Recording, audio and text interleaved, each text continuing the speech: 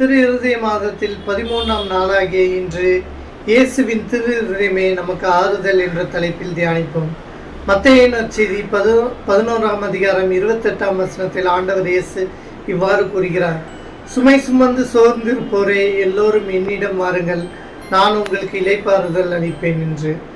ஆம், ஆண்டவர் இயேசு கிறிஸ்துவின் திரு இருதயமே நாம் இளைப்பாறு பெறும் இடமாகும்.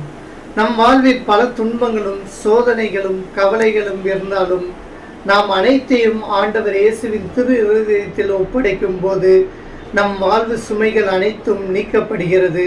நாம் அவர் திரு இருதயத்தில் இளைப்பாறுதல் அடைகிறோம்.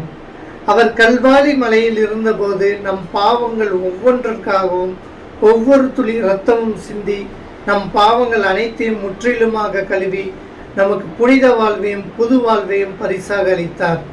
எனவே அவரது திரு இதயத்தில் நாம் முழுமையாக நம்மையே ஒப்படைப்போம். அனைத்து பாவங்களும் கழுவ பெற்று நாம் புதிய வாழ்வு பெற்று ஒரு புத்துணர்ச்சியுடன் வாழ்வோம். இயேசுவின் திரு இதயத்திற்கு நம்மையே அர்ப்பணிப்போம். ஆமென்.